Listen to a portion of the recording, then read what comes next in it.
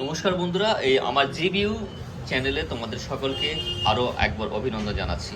আজকে যে কন্ট্রোলারটা তোমাদেরকে দেখাচ্ছি, এই কন্ট্রোলারটা মেনলি অনেক রকমের সমস্যা ছিল, কিন্তু কোথায় কোথায় সমস্যাটা ছিল যেহেতু আমি তোমাদেরকে বলে দিচ্ছি, তোমরা মানে সেইভাবে নিজেরা যদি সমস্যা হয় পড়বে। প্রথমত ছিল এইখানে কোম্পানি থেকে একটা মসফেট দেয়নি, দ্বিতীয় কথা দুখানা, এখানে একটা ও নাকি এইভাবে চালাচ্ছিল, তো যাই হোক একটা মসফেট ছাড়াও চলে। দ্বিতীয়ত হচ্ছে যে এখানকার যে মসফেট সেকশন ছিল চারটেই উড়ে গেছে, এই পাশে চারটে উড়েছে, এই পাশে চারটে উড়েছে, ঠিক আছে। এইবার যখন সমস্ত মসফেট যখন চারটে আটটা উঠবে, তখন দেখবে আমাদের যে ড্রাইভার সেকশন যেগুলো আছে এগুলো ভালো করে চেক করে নেবে, রেজিস্ট্যান্সগুলো, তারপরে ট্রানজিস্টারগুলো সব কটা চেঞ্জ করে নেবে, কারণ আমার এইগুলো সবগুলোই মোটামুটি পাল্টাতে হয়েছে।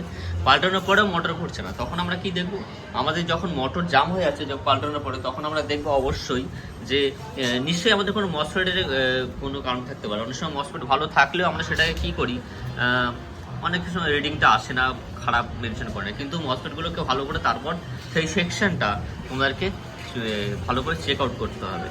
আর এইগুলো যখন তোমাদের সমস্যা হচ্ছে, অবশ্যই তোমরা এই ক্যাপাসিটারগুলো খুলে নেবে। যারা নতুন নতুন কন্ট্রোলার শিখছে তারা অবশ্যই দেখে নেবে, কারণ মসফেটের নাট খুলতে অসুবিধা হয়। আর এই মসফেটের এই ক্যাপাসিটারগুলো যদি তোমরা খুলে দাও, তাহলে তোমাদের ড্রাইভার সেকশনগুলো কাজ করতে খুব সুন্দর হবে এবং তোমরা এক এক করে তোমরা সমাধান করতে পারবে। আর বিশেষ করে যেটা বলতে চাই, এই যে আমাদের কিছু কিছু পুষ্পকের কন্ট্রোলার বা যে কন্ট্রোলারগুলো আছে, এই কন্ট্রোলারগুলো পিকআপের তারটা দেখে নেবে। পিকআপের তারটা আমরা অনেক সময় কালার চিনতে পারি না, কিন্তু আমরা কি করে চিনবো, এইখানে দেখবে এখানে আমার একটা ভোল্ট আছে, ভোল্টটা কোথায় যেন 4.3 পয়েন্ট সামথিং থাকবে, ঠিক আছে।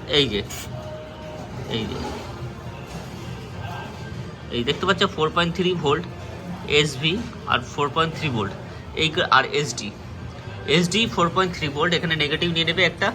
আর এখানে তোমরা দেখবে সবসময় 4.3 ভোল্ট পিকআপের লাইনটা বেরোবে।